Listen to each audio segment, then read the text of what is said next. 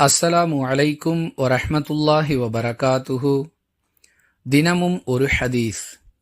ஒரு முறை ரசூலுல்லாஹி ஸல்லல்லாஹு அலைஹி வஸல்லம் அவர்கள் குதிரையின் மீது ஏறும் பொழுது கீழே விழுந்து விட்டார்கள்.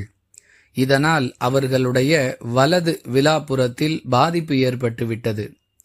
எனவே அவர்கள் ஒரு தொழுகையை அமர்ந்தவாறு தொழுதார்கள் என அனஸ் ரலியல்லாஹு அன்ஹு அவர்கள் அறிவிக்கிறார்கள். நூல் புகாரி, ஹதீஸ் எண் 689.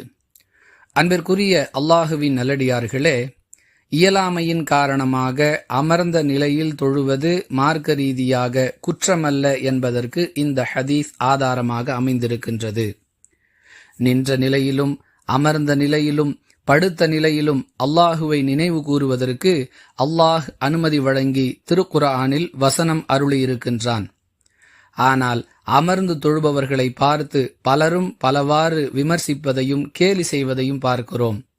அல்லாஹுவே அனுமதி வழங்கிய பிறகு நாம் அதை விமர்சிப்பது அல்லாஹு வழங்கிய சலுகைக்கு எதிரான நடவடிக்கை என்பதை கவனத்தில் கொள்ள வேண்டும். ஒருவருக்கு நின்று தொழ முடியும் என்றிருந்தாலும் அவர் அமர்ந்த நிலையில் தொழுகிறார் என்றாலும் அவருக்கு நன்மை உண்டு.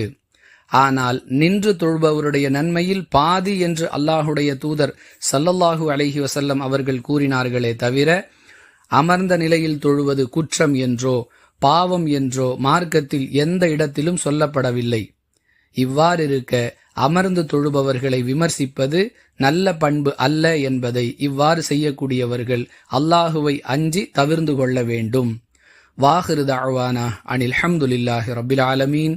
அஸ்ஸலாமு அலைக்கும் வரஹ்மத்துல்லாஹி வபரகாத்துஹு.